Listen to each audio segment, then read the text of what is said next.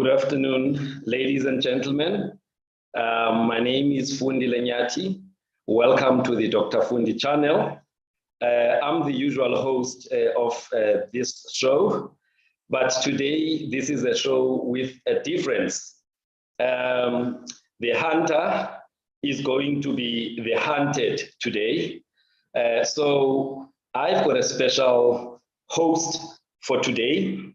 And that host is Professor Salome Maswime. Now, she will be hosting this session, and I will be the one in the hot seat. So let me just introduce her, and as soon as I'm done introducing her, I will hand over to her, and then you guys can then follow the conversation. She's got some tough questions that she has prepared, and I hope I'll be able to answer all of them. All right, so about Prof. Salome Maswime, she's an associate prof and head of global surgery division at the University of Cape Town. She's an obstetrician and gynecologist. She is a World Economic Forum Young Scientist. She's a member of the Academy of Science of South Africa. She's the next Einstein Fellow. She is the Vice President of the Women in Global Health South Africa, and the president of South African Clinician Scientists Society, and a board member of the Health Systems Trust South Africa. After specializing in ONG, she completed her master's in medicine in ONG and also a PhD in ONG. She did her postdoctoral research as a fellow at the Massachusetts General Hospital and Harvard Medical School. She has a diploma in project management and a certificate in leading organizations and change from MIT. She is a section editor of the PLOS Global Public Health Journal. She has received numerous awards for her research contribution to maternal health, including the Trailblazer and Young Achiever Award by the President of South Africa in 2017. In 2020, she's listed in the Mail and Guardian 50 Most Powerful Women in South Africa. And in 2021, she was named amongst the 20 Young Shapers of the Future in the Health and Medicine by Encyclopedia Britannica. And all of this, she's still younger than 40 years of age. So you then have to think what more is still to come. But anyway, welcome, Prof, and I'm handing over to you. Let me sit on the hot seat and you drive the program. Thank you so much, Dr. Fundi Lenyati. Really excited to be here and to host today. As you mentioned, today is not about me, so we'll put that bio aside because today you are on the spotlight. And so I'll start off with very simple questions. And I think what everyone wants to know is, who is Dr. Fundi Lenyati? You know, right behind you, it says health expert, business leader, thought leader, speaker. But who is this Dr. Fundi Lenyati? Tell us more about yourself and how you define yourself to the world. Sure. Okay. All right. I thought you've just finished there. I was trying to make life easy. But anyway, I am a Umtata raised, fun-loving rural boy, an unconventional medic who's been practicing for the last 33 years as a medic. I'm a healthcare entrepreneur, meaning I've got a large risk appetite. I would like to believe that I'm a business leader, a thought leader on matters that are of interest to me, especially in healthcare, highly opinionated, and I don't like being a follower in general. I like to do things differently. I dare to be different. And also, I'm a philanthropist. I think that's how I would summarize myself. All right. Thank you very much. I mean, we're going to unpack all of this as we go. You know, you've mentioned that you are rural. You come from a rural background, and in a moment you'll tell us more about how you grew up, where you come from exactly. I'm also interested in this part of being an unconventional medic. What does it really mean? And a healthcare entrepreneur, what does that mean? But let's start off with where you grew up. Tell us about yourself growing up when you were young. All right. I was born in the Eastern Cape. Those days, there were still 4 provinces in South Africa: the Cape, Transvaal, Free State, and Natal. So I was born in the Cape, the Eastern Cape to be more specific, former Transkei, in a small town called Ngeleni, in a hospital called St. Barnabas Hospital, which was a missionary hospital. So my first 3 years, I grew up there. But from around age 5, my family was uprooted. My dad had to go and open a secondary school in Umtata, in one of the rural villages called Tabase. And so most of my childhood, I spent it in that village. So when people ask me, where are you from? I am more likely to say I'm from Umtata, in a village called Tabase, because that's really where my formative years were spent. And yeah, so that's and then a little bit about the family I grew up in. Both my mom and my dad were teachers. All right. My dad became a teacher by default. I'll explain that a little later when I talk about why I chose to do medicine, because it was in a way a deferred dream of his.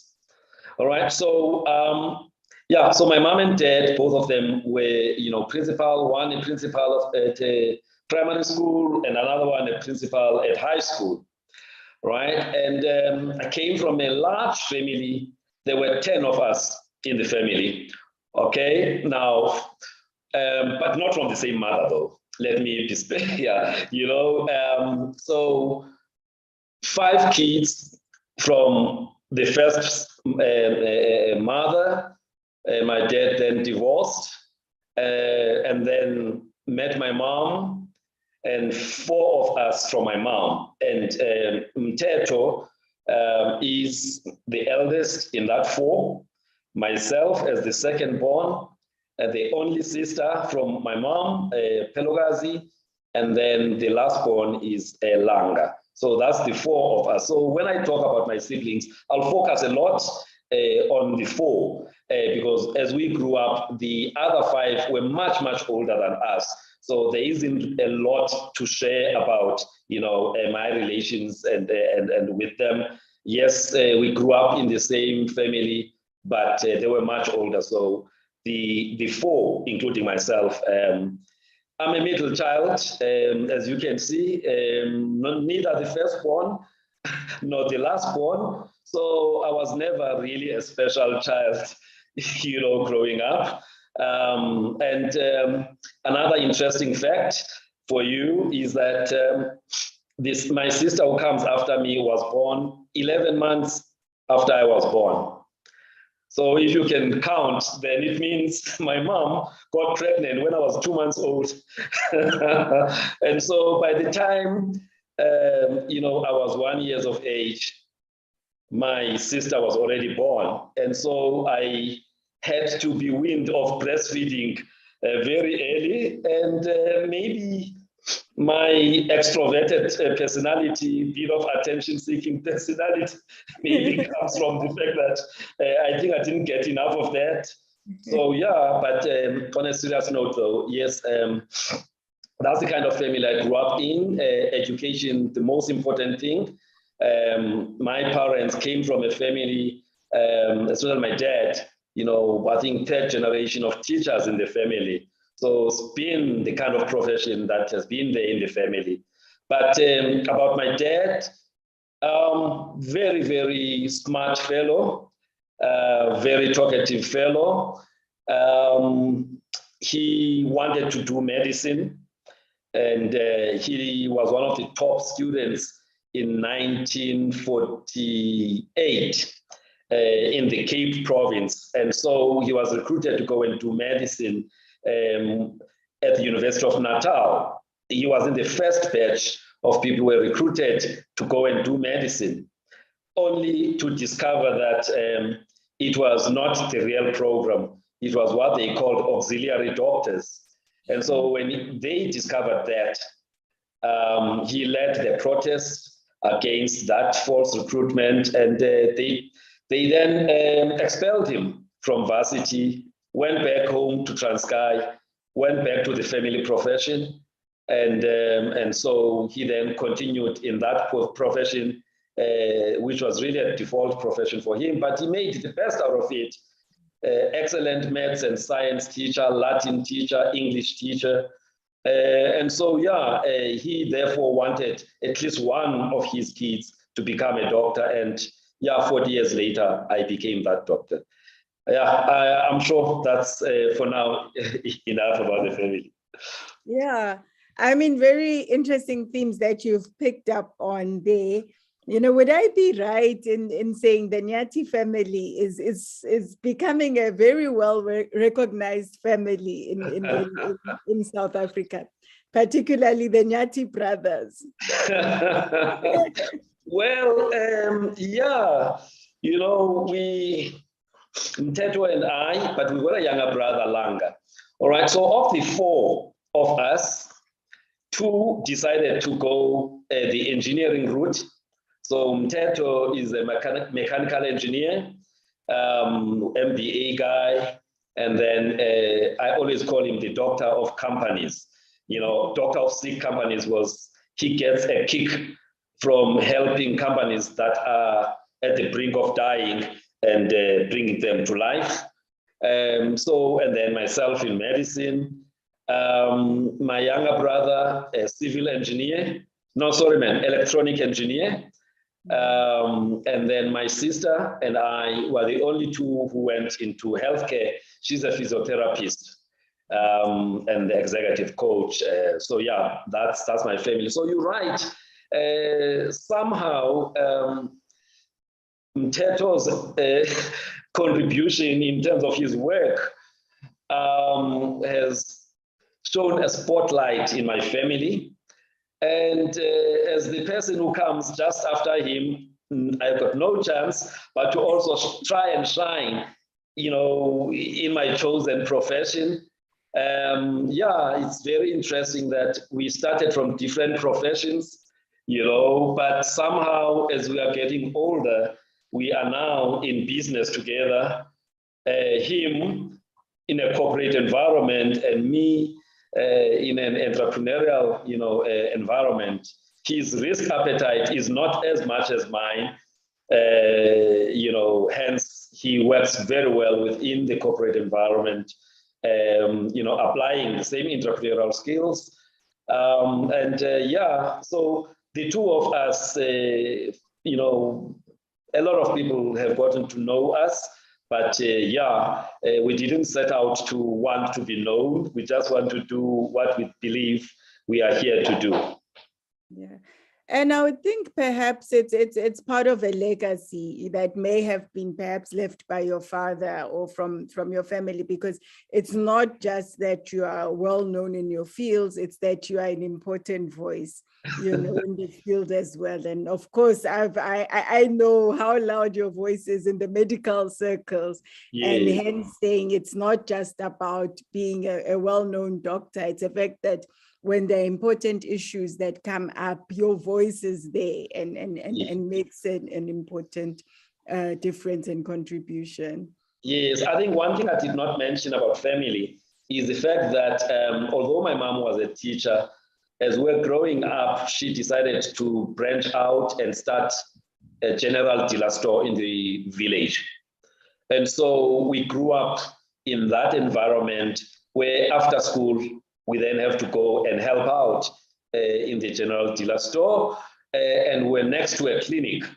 So again, when the ladies come for their antenatal clinics, you know, they would come to my home, and also my home became an extension of the clinic because the vaccines for the clinic were kept in my home. So that's all part of what also influenced me, to choose the profession.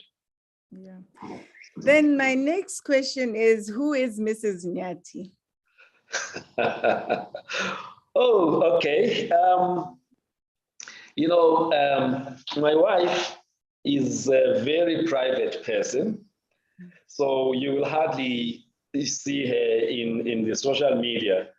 The few times you will see her is when it's her birthday, or maybe Mother's Day, but generally she does not like the spotlight. But yeah, she is somebody who comes from Limpopo province.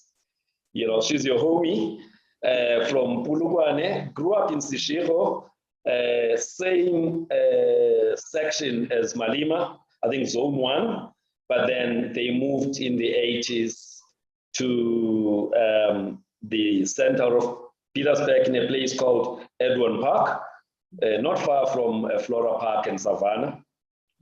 She is an accountant, so she plays a big role in terms of supporting me in my entrepreneurial ventures. Yeah, we got 2 kids. Son is 27 years old, he's in the US. He is a computer engineer, electronic and computer engineer. And then we've got a daughter who's 15, who is at St. Stephen's College, Girls College, doing a great job. Okay, all right. I must put a disclaimer that I also lived at some point in Seshego Zone 1. So Oh. Yes, I thought you come from Butlokwa. I come from Butlokwa, but we lived in Polokwane, in different parts of Polokwane, including Seshego Zone 1. So yeah. Okay, so there's something in common. There is a saying in my culture or in my language, which is Xhosa, that intonga enhle igawulwa ezizweni, meaning sometimes you have to go very far to find the perfect stick. So I've had to travel from the Eastern Cape to Limpopo to find a partner, and so that has actually helped me to better understand the people of that province with their humility, and brains, and generally success driven, and all of that. So yeah, I call it my in-law province because of how I get interested by the kind of people who come from there, and there's actually a lot of difference, but there are also a lot of commonalities in terms of the culture of the Limpopo province. Definitely not as humble, not like where I come from. The people from the south, we are quite loud, quite boastful, noisy. Yeah, so she calms me down. Well, something I heard my father saying recently, he was talking about the high quality of people that you'll find from where we come from.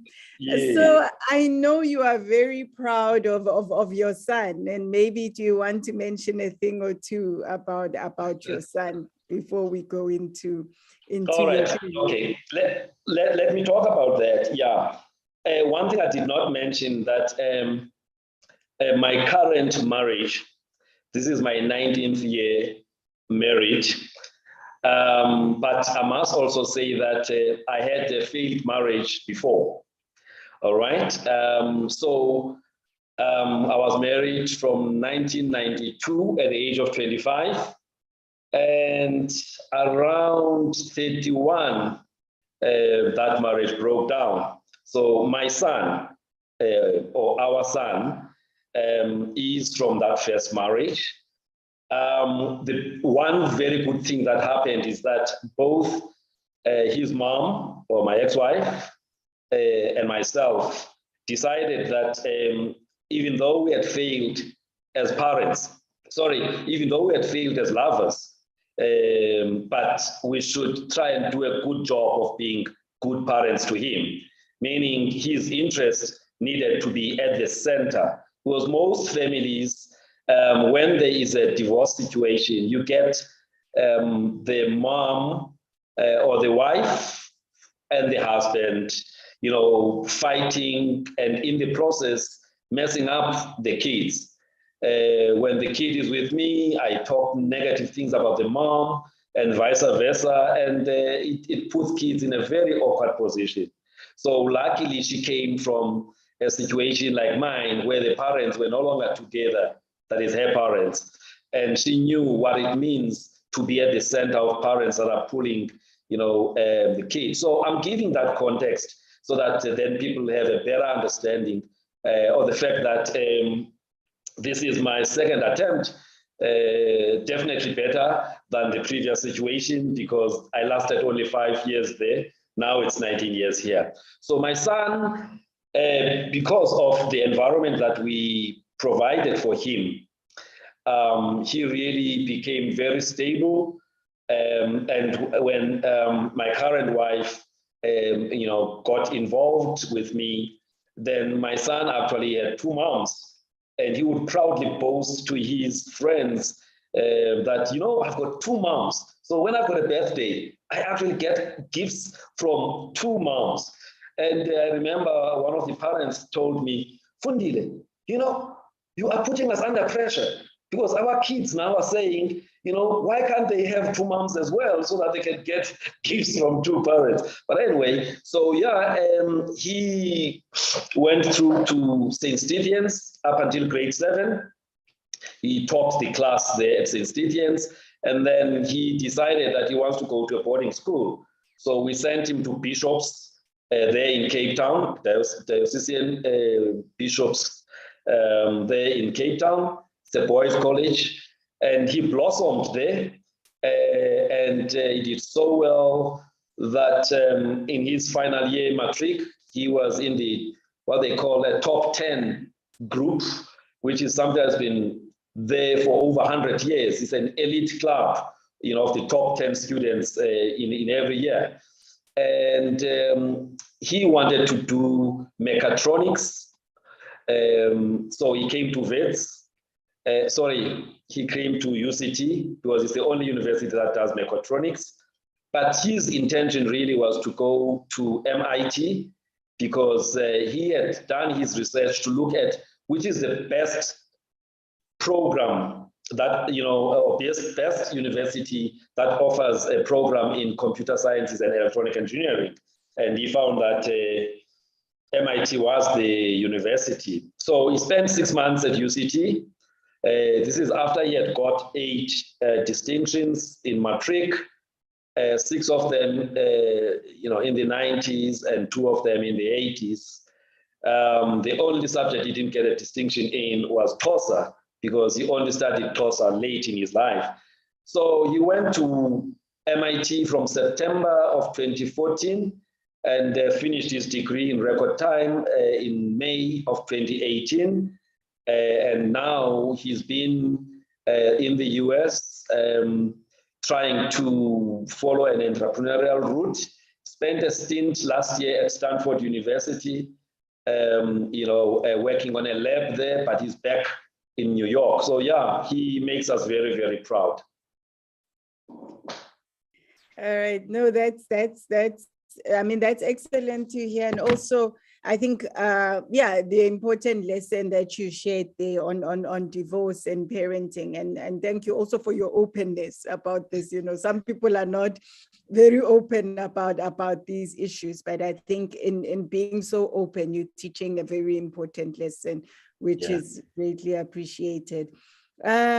Take us back to UKZN, where you started studying medicine and your journey there, how you ended up there. And I know now that, it was your father's big dream, but how did you end up there, and how was that journey?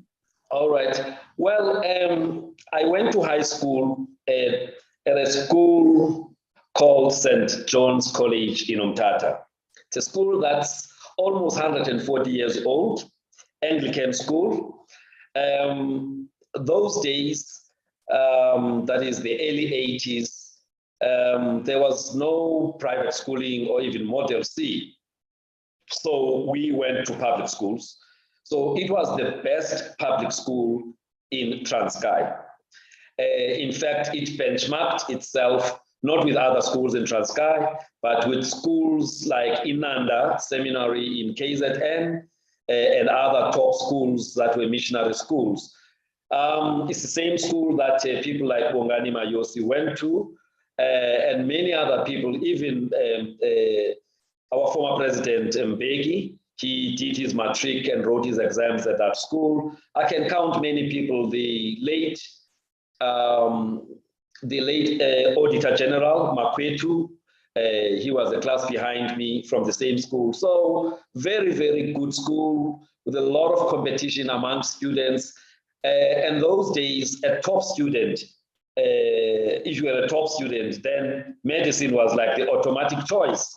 So I was one of the top students there with Nomandla Madala, the HOD of medicine at Sefako Makhato University.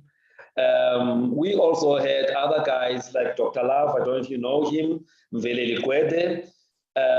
So he went to Medunsa, and Madala and I, we went to Natal. We were quite young. I was 17 when I went to Natal. Again, we stayed at the Alan Taylor residence because of Group Areas Act. So that's about 20 km away from main campus. And so access to libraries really was not very, very, good, because by 5 o'clock we had to take a bus and be taken back to Wentworth, that is 20 km away. But in that residence where we stayed, where Professor Mhlanga, who just passed on last week, was actually the deputy warden. It was a very vibrant environment with a rich, culture of, studies and politics and all of that. And so, yeah, I was in the mix, but I was not very politically active there. In fact, I can say I was not politically active at all, but I was more of a follower there. But I was more active on the social side of things. So when other people went to AZASO meetings, that is Azanian Student Organization, which is SAMSCO now, I used to go to parties. So weekends for me was partying. During the week, it was my books. I had a nice balance there.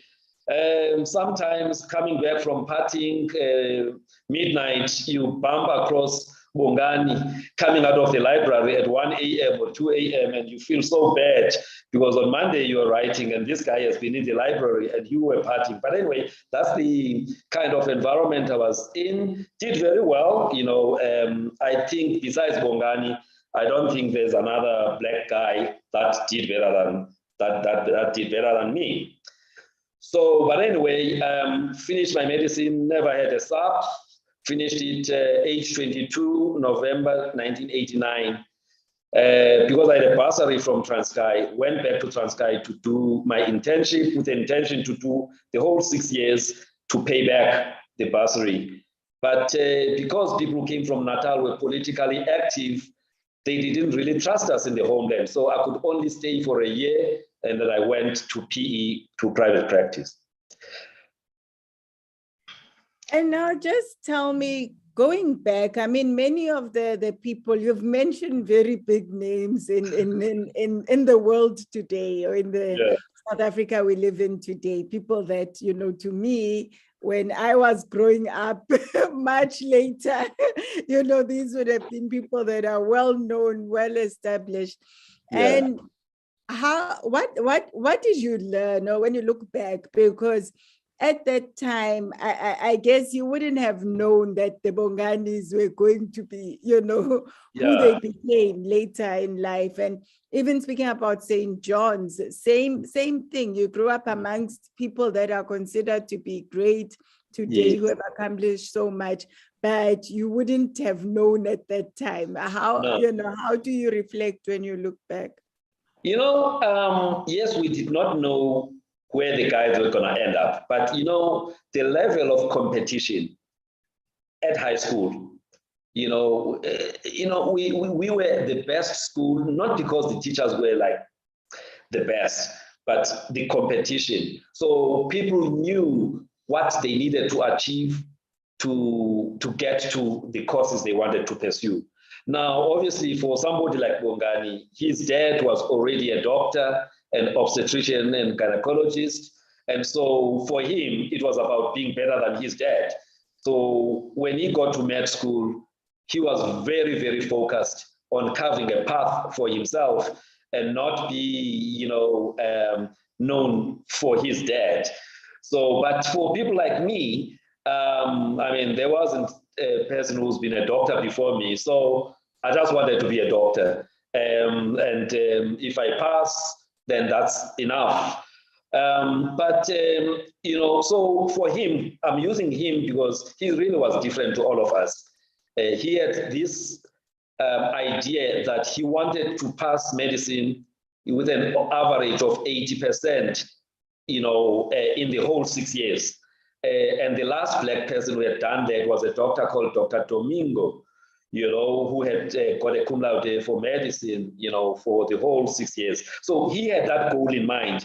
And some of us, we were just happy to pass. But there's many people. Noza was in my class, the current dean of medicine at UKZN. So there were many people. We've exported, my class of 89, we've exported a lot of top specialists to the UK, to Canada, to Australia, and they are top, world-class people there. So we have our own WhatsApp group of the class of 89.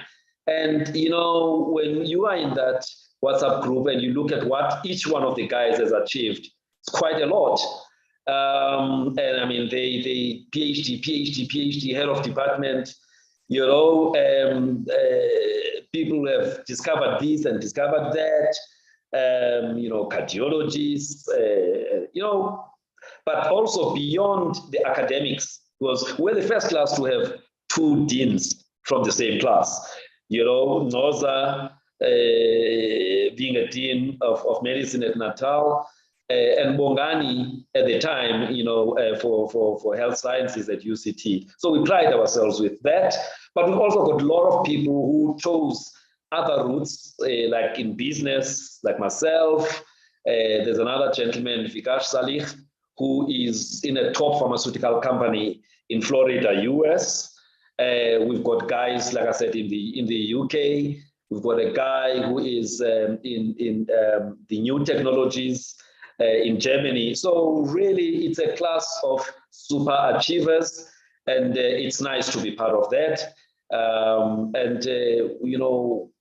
We're making a difference in our little corners, and it's really something that makes me proud to have been part of that class. No, I first got to know about you when I read your letter from the class of 1989. Yes. After the late Prof Mayosi passed on, and it was very intriguing to me. I thought, who is this Fundi Lenyati who has been leading this initiative, or in response to the class of 1989? But I think another distinct thing about the class of 1989 is your level of contribution to society, to humanity, to mentoring others, to empowering others, and I think it's very distinct and special as well. No, thank you very much. Yes, that letter, I was the co-writer of the letter with Dr. Mervyn Maestri, who's into blockchain technologies in Berlin, in Germany. Yeah, very, very brave chap. So yeah, so I co-wrote that letter because we really were upset at what had happened to our fellow classmate. You know, the report that came out, I think a year or two later, did show that indeed things could have been done better. But it's the wisdom of hindsight. And I hope with new and younger people like yourself coming in, the environment is a little bit better, you know, having learned from what happened to Bongani. Yes, definitely. I mean, I think there've been a lot of reiterations that this must not happen ever again. And so definitely. Yes. Let's talk about what you do on a day-to-day basis. You know, what is this healthcare entrepreneurship? Tell us about it. All right. You know, maybe before I get to this healthcare thing, let me just say a little bit about post-qualification. So I told you I did, you know, my internship in Umtata for a year, moved to PE as an extended locum, trying to make up my mind. My plan was I must go back and specialize. I gave myself up to 5 years before I can go back and specialize. But I wasn't sure, do I do internal medicine? Do I do pediatrics? You know, do I do psychiatry?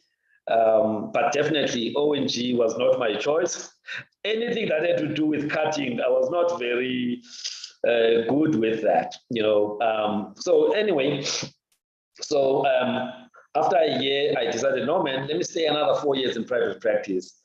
Then at 5 years, I then said, I had promised myself to study.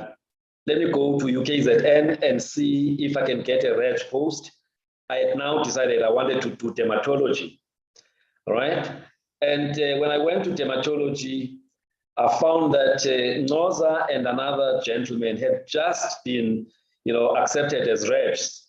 And the next opportunity will be when one of them passes. And there were only 2 reps at a time. So I felt, no, man, I had promised myself that I needed to study. So what can I do in the meantime that will allow me to be in private practice and still be able to study? So I checked and I discovered that there was this new field at UKZN, which wasn't there when I qualified in '89, called family medicine. And they had a block program over a 3-year program, a master's degree in family medicine.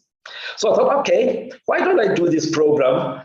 And by the time I finish it, Noza will be close to finishing.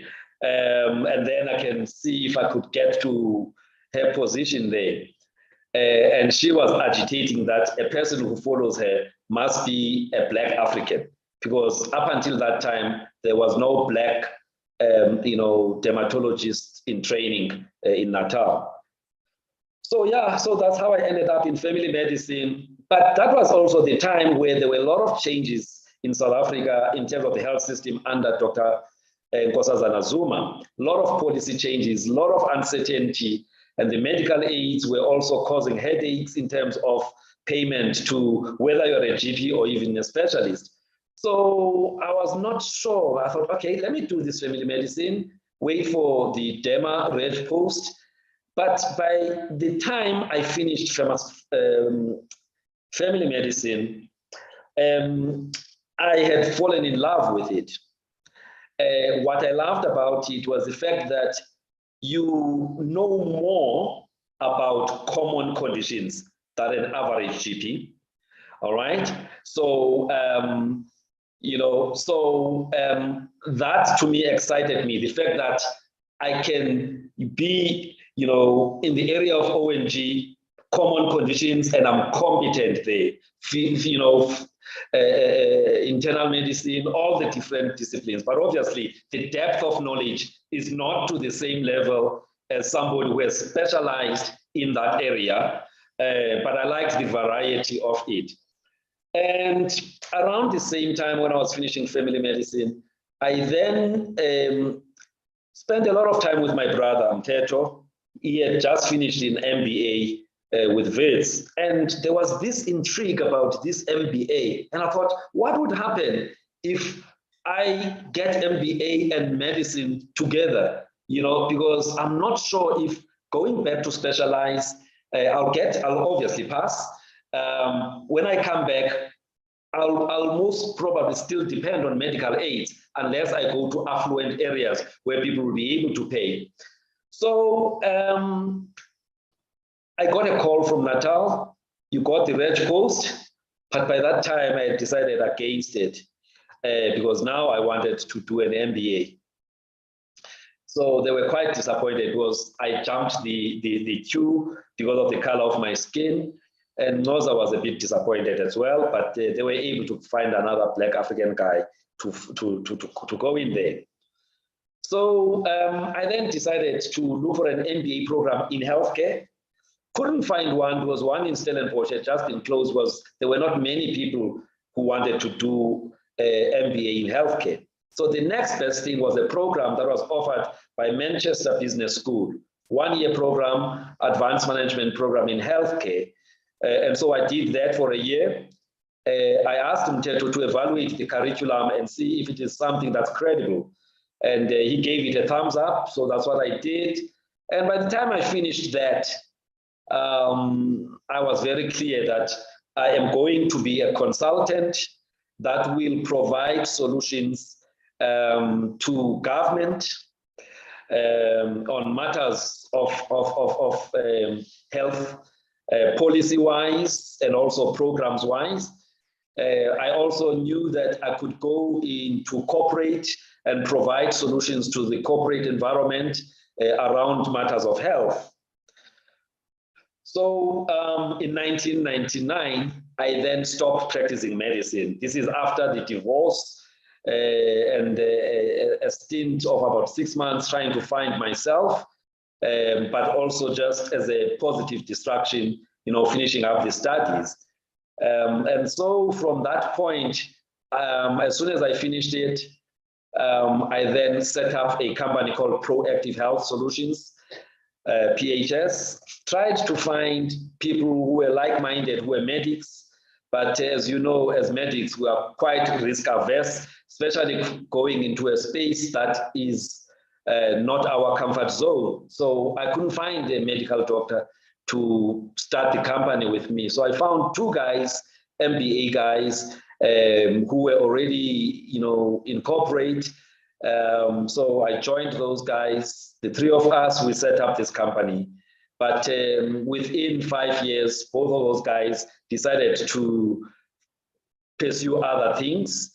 And so I was left to run the company with Old Mutual as a 38% shareholder of the business. So the seed capital for this business with about 10 million that they put, provided that initial capital investment into the business. And 22 years later, the business is still around. So how does my day look like? Well, in the morning, I'm an early riser. So by 4 o'clock, I'm up, spend a bit of time just meditating, a bit of exercise, spend a bit of time on social media nowadays, put up a motivational post for the day, and then go and drop my daughter at school by 7 o'clock, and then from there drive to the office, and then depending on which day of the week, prepare for management meetings or client meetings. So my time is really spent in leading and managing in the business as a chief executive officer. But so that I don't lose touch with medicine, we also offer some services that require my clinical skills. So things like executive medicals, companies, they have what we call executive medicals. So I do those, where you spend 3 hours with an executive and look at their total health and advise them on how to better look after their health and refer where there's a need for them to actually see a specialist, because one picked up something on ECG or on the lung function or other tests that are done.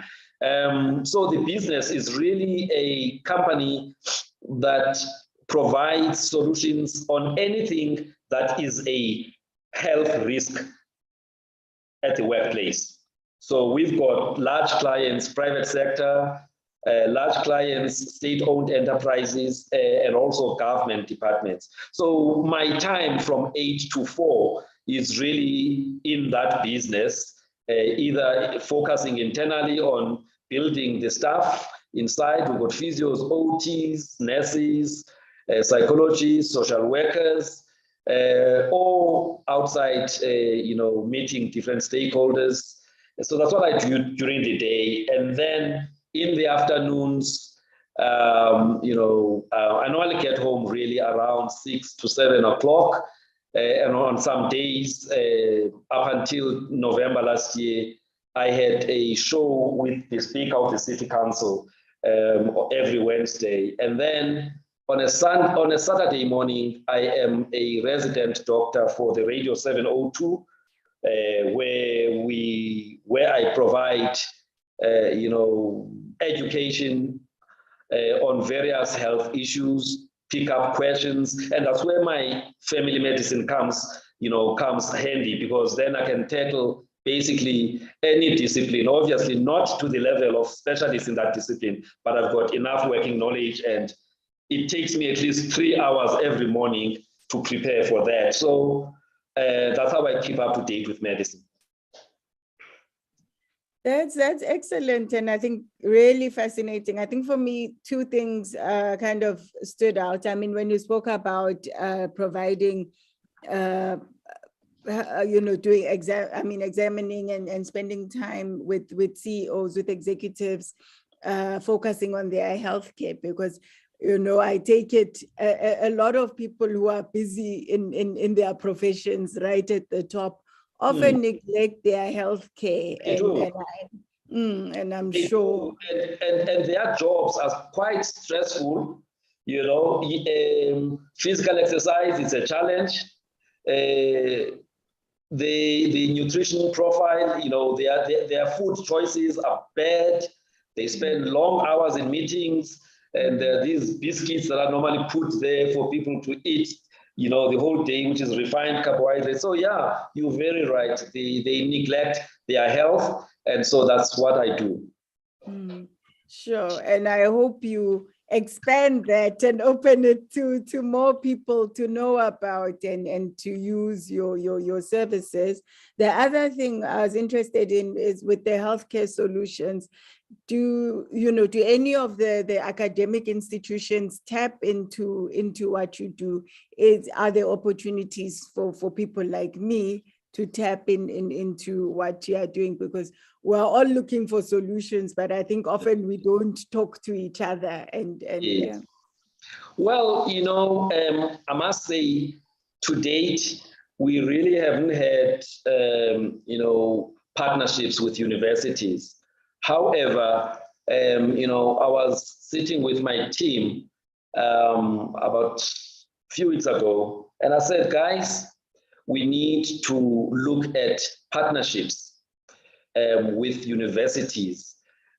Because, for example, a university like University of Pretoria has got a vocational training program for occupational therapists. But they need also practicals, in an environment like ours, in terms of what we call functional capacity evaluations, and return to work programs in the workplace. So we could offer that. Now, an ex-staff member of ours is now at Stellenbosch in physiotherapy. We are working closely with him to see if we could get master's students or even PhD students that can collaborate and do work on some of the data that we have kept for all of this period. The issues around mental health are a big problem in the South African workplaces. And so we're looking to forge partnerships there as well, for me, I'm in the, I would say, final stages of enrolling I've been threatening enrolling for a PhD with Prof. Bonga's department at UKZN. And what I want to study is really around matters of spirituality and mental health, you know. So to answer you, we think there's value in collaborations. And during this COVID period, we've now seen the importance of collaborations. So no one organization or sector can just, you know, work on their own. We need people within academia and for academia to collaborate with different people at different walks of life so that we can come up with solutions that talk to this African continent. Because most of what we do, you know, there isn't a lot of stuff coming from Africans. You know, COVID again has shown us that we are so reliant on other parts of the world in terms of scientific research, the investment by our governments, you know, in science and the ability to manufacture, you know, is not very good. So I hope we have now learned that we need to invest more as a country, as a continent, to be self-reliant. And in that process, you know, I hope that will be a benefit to everybody. To be more specific on what I intend doing in this field of psychiatry, you know, there is something that is called, you know, cultural syndromes. I'm sure you remember them long time ago, you know, or they were called culture-bound syndromes before. So the new DSM-5, which came out in 2013, May 28, 2013, has got a new section that is about culture-bound syndromes, or actually they call them cultural syndromes. When you look into that section, they look at, let's say, somebody who can be diagnosed as a schizophrenic, but in another part of the world, that very person can have a diagnosis from a cultural syndrome. So you then in that new DSM-5, there's cross-referencing of a cultural syndrome to the orthodox diagnosis. But when you look at the diagnoses that are there on the cultural syndrome side, most of them are from Asia, South America. Africans have not researched and published information about cultural syndromes in this part of the world. And so we need to have Africans being interested in describing, you know, cultural syndromes of this part of the world. So my interest, therefore, is to see if I can contribute in that part. I'm not a psychiatrist, but I've got a special interest in cultural syndromes and mental illness. And I hope I will be successful at least to leave something there. You know, I know there's a question about your legacy.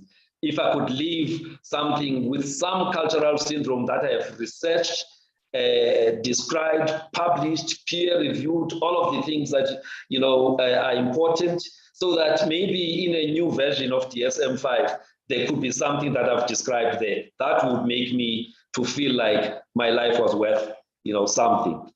Sure, wow.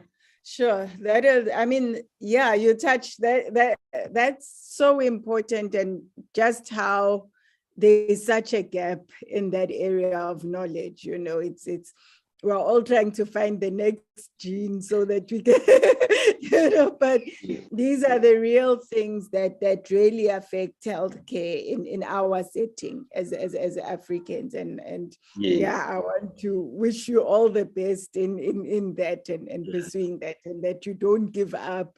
No, I won't. Just another story there. I know I talk a lot. You must find it very difficult as a host when you have someone talk so much like me. But anyway, you know, one of the challenges that my dad left us with, one of the challenges that he left us with was when he was mid-50s, around about my age, he went and did a master's degree in Cardiff, Wales, master's in education.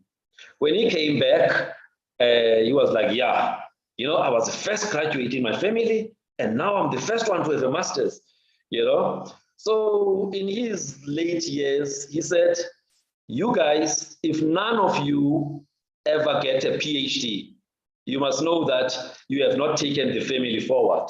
So both myself and Mteto have got master's degree, me in family medicine, him in business administration. So yeah, I've decided, let me then, pursue that PhD, partly to meet his challenge, even though he's no longer with us, but also just for me to contribute something to the body of knowledge, in science. Sure. So that leads us to my next section. I'll come back to the legacy, but I want to know about the Dr. Fundi. I call it the Dr. Fundi show. How did this all start? What inspired you, and how has it been going in your opinion? Okay. No, thank you for that question. Well, I'm passionate about healthcare. I'm passionate about the proactive side of healthcare, which is, as you know, Doc, there's 4 pillars to healthcare.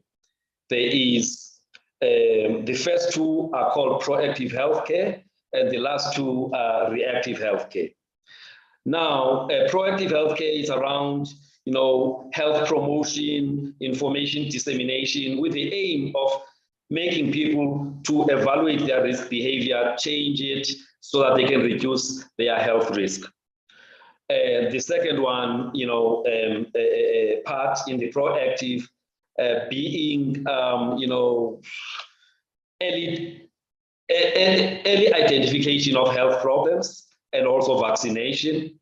The thinking there being, you pick up illnesses early, the better the chances of treatment and outcomes.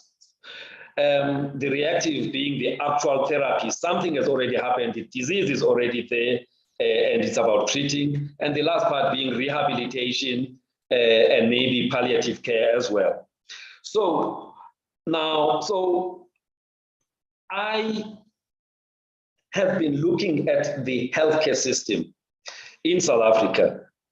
And one thing I must say is that from time to time, health issues do make it into news, especially now with COVID. But generally, matters of health are not really a priority in media. And even when there are opportunities for people to learn something that is health related, people tend to have a grudge thing about listening, to somebody talking about health, partly because we tend to use very big words that are not really the normal language to people. So I'm giving you that background. So since 2012, I've been planning to actually develop or start a media company that's going to focus on healthcare. It was supposed to be launched in 2013. However, the business, had some challenges at the time that made me to put a pause. It took about 5-6 years to get the business back on the right footing so that I could go back there. So in 2019, I then commissioned a tech young man to develop a portal that was going to be my first step towards the realization of this media company. It was going to leverage technologies, new technologies, and not have to depend on an invite from SABC or anywhere else, so that I could be able to tackle any health topic, industry issues, or disease-related issues. And also to profile people who are doing well in the healthcare space. So that's already 2012, 2013. So around 2018, I started a blog, but it just took too much time to write articles in that blog. So 2019, I decided, let me go and put up this portal that will put social media and other things there.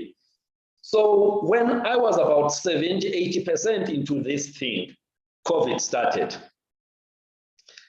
So I thought, you know, we are all health people, we are health advocates. I'm talking about people with health professional qualifications. I'm not frontline in medicine. I'm not in hospital or at varsity. What can be my contribution to this situation? Because this is something new to all of us. And if it is new to us as medics, how much more to people who are non-medic? So I then decided, let me use the part of the platform that's already, you know, ready. I registered the Dr. Fundi, you know, a logo, and I registered different other components of this thing. So when the president then, you know, declared this thing, the state of disaster, I think on the 25th of March, 2020, I then decided I'm gonna play a role of public health education in relation to COVID. I had played a similar role before during the time of the listeriosis, you know, the food poisoning, the listeriosis thing.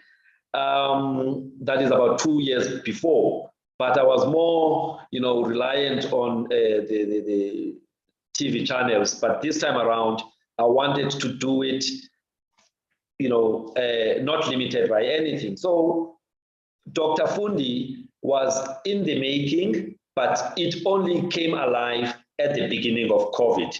Specific purpose was to fill the gap in relation to information about this pandemic. Now, I also thought there wasn't anyone who was looking at the pandemic beyond just how do you get it, how do you prevent it, but I also wanted people to look at it from the economic impact, spiritual impact, you know, different things, you know. So I thought I'm gonna offer information around COVID, but from experts in different, you know, from different disciplines, so that it is enriched kind of information and not repeating the same thing. So that's what I started doing.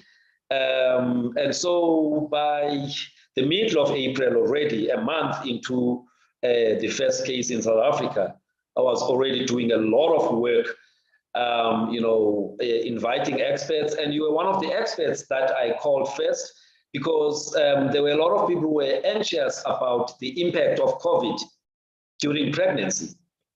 And who best to invite to something like that than a hot ONG specialist, you know, who came from Harvard. Yeah, so basically that's what it was. And so for the last almost 24 months, that's what I've been doing.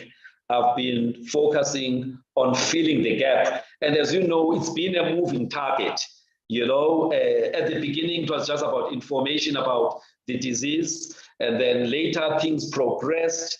There would be debates around kids going back to school. What is the risk? Then I bring a pediatrician, you know, and there would be then the issues around vaccines again. So I've been doing that, filling the gap really. As the healthcare profession, I think we have not done very well at filling the vacuum, which is why we are now on the back foot, because the guys in social media, the anti-vax community and conspiracy theorists, they are very good at filling that vacuum that we have left as healthcare professionals. And so that's what I've been doing. I've been trying to fill the vacuum, but also trying to celebrate people who are doing very well in the healthcare space. Yeah, that's what I wanted to touch on. So you grabbed my words before I could get there, because I think one thing that has been instrumental about what you do has been putting a spotlight on the people that are doing the real work. And there are people that you've put on this platform who we would never have known about, or people that we knew and saw, but who may not necessarily get onto SABC or ET or E-News, and I think it's been incredible how you've been able to draw people together to put to shine the spotlight, which is rarely shined, especially in the healthcare sector. Yeah.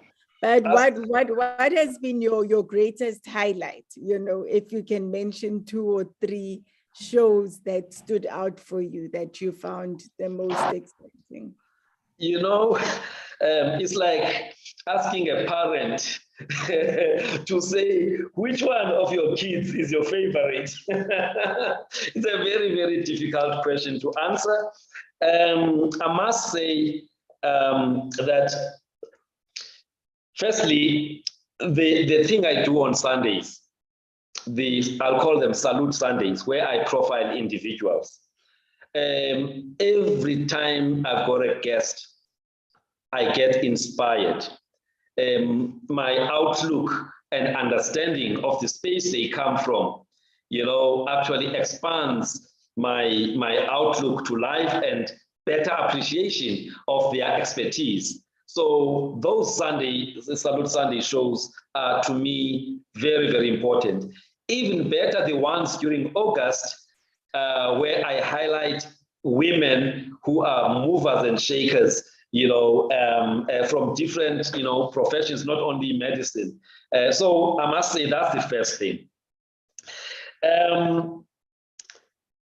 There was a show where I hosted the National Minister of Health in February last year, Dr. Mkhize, before the Digital Vibes story. I really wanted to engage with him from a national point of view in terms of where are we health-wise as a country and where are we going as a country. The muted, NHI, how is it going to work and all of those things. So I liked that show because it dealt with matters of the nation. The truth is, our healthcare system is not sustainable as is. The parallel system of private healthcare on one side, with over-servicing, a lot of corruption, a lot of kickbacks, and with the medical aids that are getting more bankrupt by the month, it's not sustainable. And it's a dog-eat-dog, survival of the fittest. Hospital groups, pharmaceutical companies, pathology labs, they are getting the biggest share. The doctors on the ground, the cake is shrinking every day. That's one side. Public health on the other side, there are pockets of excellence. That's where you guys are, pockets of excellence, but broadly, the system is challenged. Dr. Mtwaledi said it's in ICU, So I needed to see where are we going in terms of this. Okay, so that show was very important to me. Also, there's a transatlantic youth conversation that I organized in 2020, kids from the US and kids from South Africa, and looking at issues that are uppermost in the minds of young people. It was so good that there were kids who came from New Orleans, and we had a representation from the mayor's office, in New Orleans, and and that was nice. And this side, we were represented by the Speaker of the city of Joburg. That was a big, big one. Just 2 days ago, I co-hosted a show with an icon in healthcare, Prof Mukokong, who was the first Black person to get a fellowship in ONG. in May 1967. That's just about 4 months before I was born. All right. So that show, which happened 3 days ago, you know, it was so good. The history of Natal, the history of Medunsa, the top specialists that were produced by Medunsa, by Natal, the challenges they've gone through and all of that, it was quite enlightening. So for me, that's one of the shows that really have done well. The program I've been doing with the city of Joburg speaker, you know, up until November last year, you know, was quite useful as a citizen of Joburg, you know, hosting it on my channel. Birthday show I had in 2020 where Mteto was sitting where you are sitting and he was asking me questions. You know, it was quite difficult for me to be sitting across my big brother and him asking tough questions. Yeah, so those are just some of the shows, but generally every show that I hold, it's special because the preparation that goes into it, trying to make sure that by, you know, when somebody gives you time, the least you can do is to make sure that you do a good job of profiling them. So yeah, I'm grateful to everybody who has been my guest, including your hubby. You know, I enjoyed the show with him and like I did with you. Yeah. So one last question from me, because I just want to go through the Facebook comments and I also don't want to be a host that drags the show on and on. So next time you'll invite me back. No So problem. one last question from me is, what do you want to be remembered for? You have done so much, you know, like it's inspiring just listening to you, your journey, your contribution. What you're doing in the healthcare sector, everything. But what is the one thing that you want to be remembered for? Okay. Look, I must say that I'm only 54 now. I still hope that I will live at least minimum to 70, and whatever bonus that I can get thereafter will be welcome. So in the remaining years of my life, I still think there's a lot I need to achieve. But if you're asking me, what would you be remembered for? Or would I like to be remembered for? I would like to be remembered as somebody who was passionate about improving the quality of lives of other human beings through making medicine or healthcare accessible, through interventions, various interventions. Like I said, I've been feeling the vacuum around public health education. I mean, what's even painful is that we've been talking to people in English, yet on matters of life and death, sometimes people understand things better in their vernacular. So for me, if I can be remembered as that person who tried to simplify medicine so that people can get to better understand what they need to do so that they can continue to be healthy for longer. So really, that's really what I want to do. So I'll be doing many, many things. The media company will definitely be launched sometime this year, where now I will do bigger things, do documentaries, you know, reality shows, profiling of people, and many, many other things. But all of those things are really about saying, we've become too technical in medicine. Can we bring medicine to a level that's accessible in terms of the language we use, the technologies that we use, you know? So I'm very much interested in health technologies that enable somebody in my rural village to actually be able to get advice from somebody like you, you know, in UCT, or being able to assist a doctor who is in some far-flung hospital somewhere out there. So health technologies to bring health closer to people and information dissemination. If I can be remembered for that, then I will also be a very happy man. All right, and I do feel that people recognize that already. So yeah, let me just go through a few messages on Facebook. The one from Zianda Mavumengwana says, "Beautiful Dr. Fundi. More often than not, we don't see the map of how Black people attain their success. It seems far-fetched and distant from the ordinary folk. Thank you for sharing your climb with us." From Maggie, Dr. Maggie Mojapilo Mokotedi, she says, "Well done, Dr. Fundi, always so proud of you. As my junior and mentee from med school, from my neighborhood as a young doctor, and how you've grown into a significant persona within the health sector and business. So very proud of you." And Wendy Bloom says, "Dr. Fundi never ceases to inspire." Then there's a question from Dodozi Ngadlela, which says, "Dr. and Prof, good afternoon. My question is, I am a practicing advocate here in the Eastern Cape, and part of my practice is to deal with medical negligence, particularly children diagnosed with cerebral palsy. Is there any document, program scheduled to assist the Department of Health in assisting not only department, but also legal practitioners defending these matters? Perhaps lectures on gynecology and obstetrics?" Wow, I think the last one, it requires you, Doc. But let me just say something.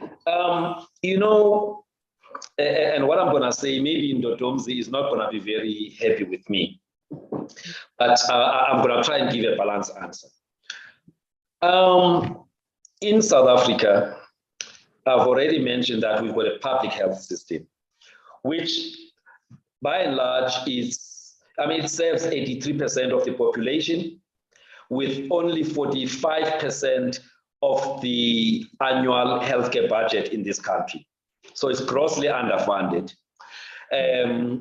understaffed, nursing personnel that are aging in their 50s,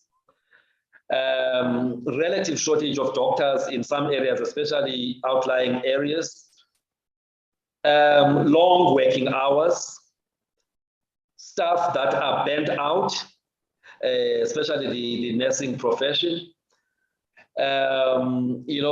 freezing of posts, all of these things, they make, working in the public health sector a bit risky. Now, professions like ONG and also pediatrics, they are now at the coalface of these litigations,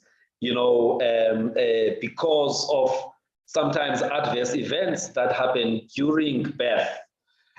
Some of those are more systemic issues than they are medical negligence per se.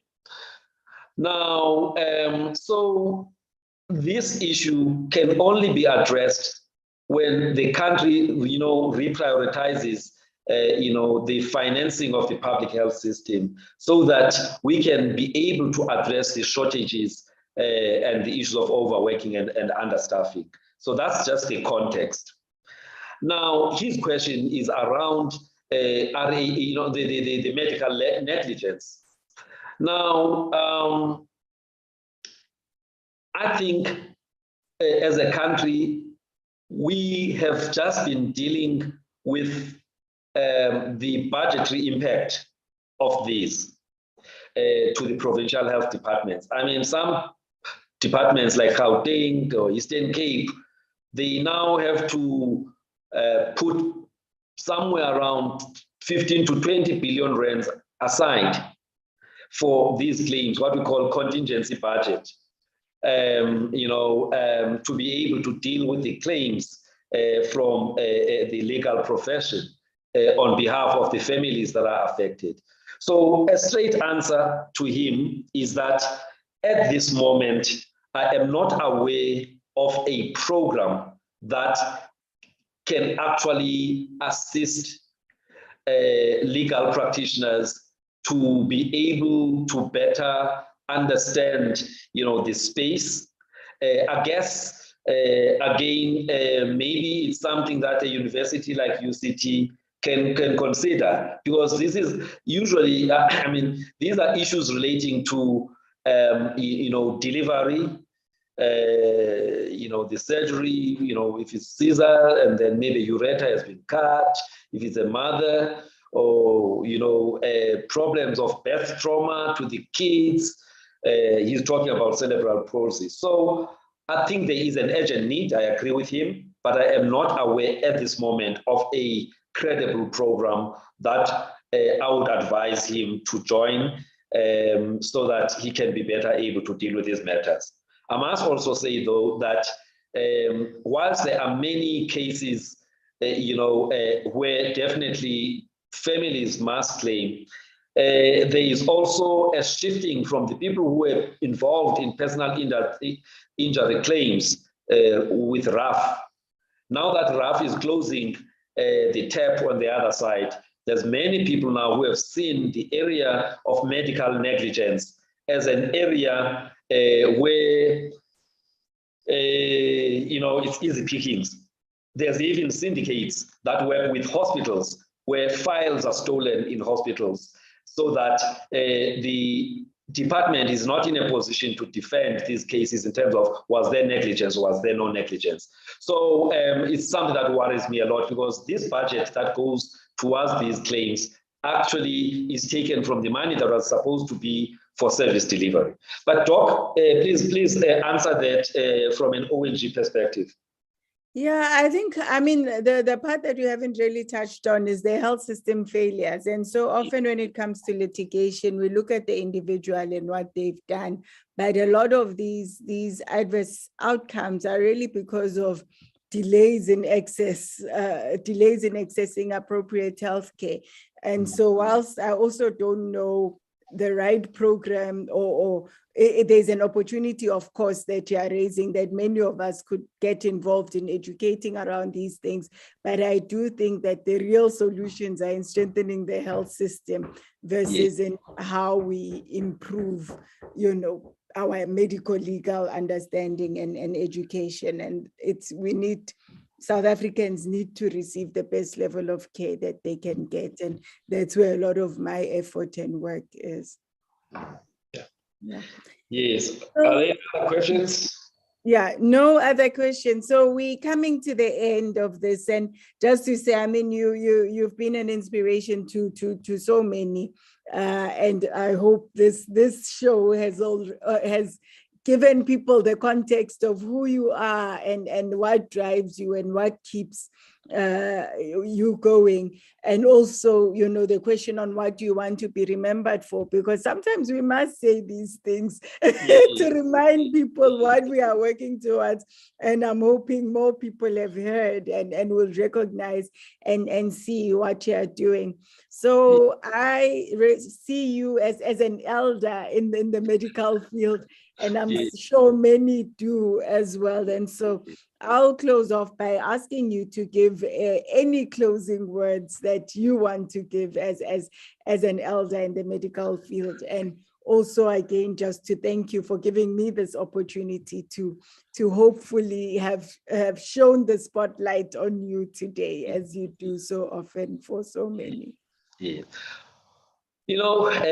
As I close, let me just share a few things that bother me about the healthcare system and maybe the health of our nation.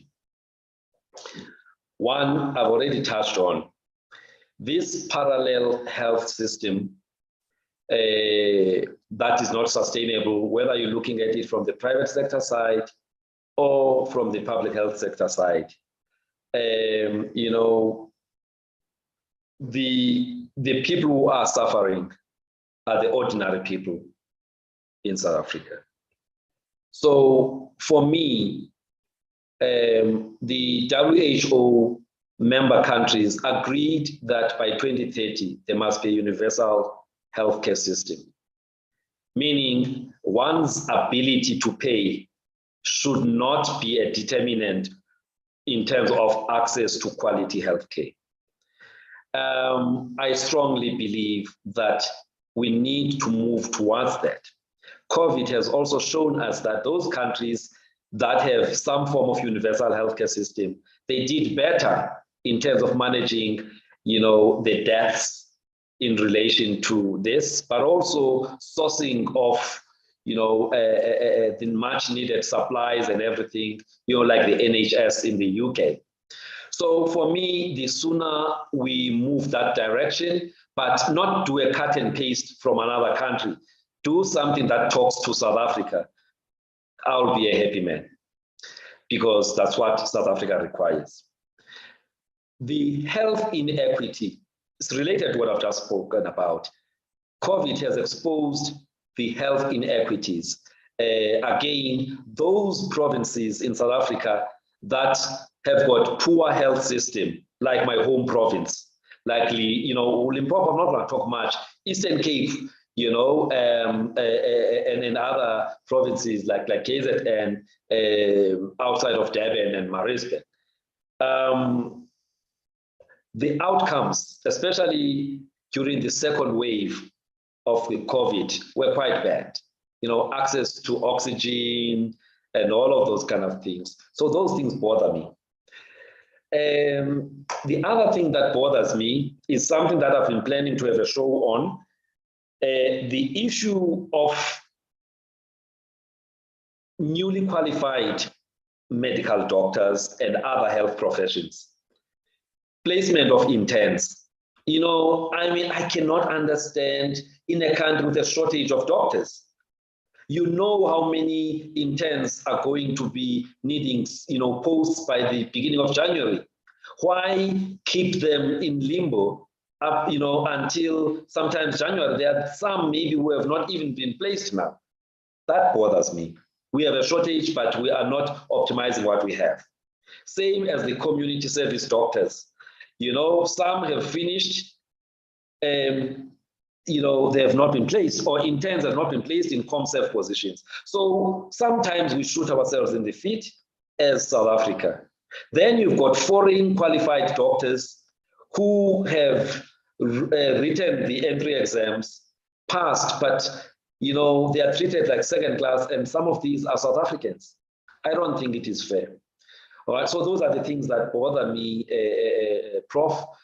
So I wish we can stop politicking and just put our best brains and find solution that works for South Africa. Learning from best practice elsewhere, but doing something that talks to South Africa. And I believe with the number of years that I've been in the healthcare system now, yes, not at hospital level, but having studied the healthcare systems across the world, I think it must not be because you've struggled and been to Robben Island or exile or whatever. Let's use the best brains we have in South Africa to solve our healthcare problems.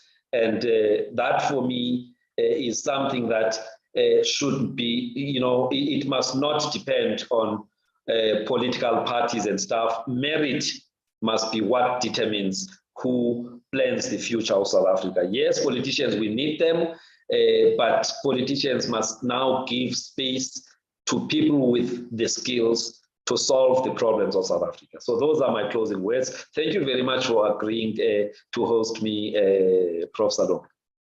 All right. Thank you so much. And if you give me the honors, I will end the show. Thank you so much. And wishing everyone. Thank you to everyone who joined us. Thank you. Thank you. I trust that you learned a little bit about me.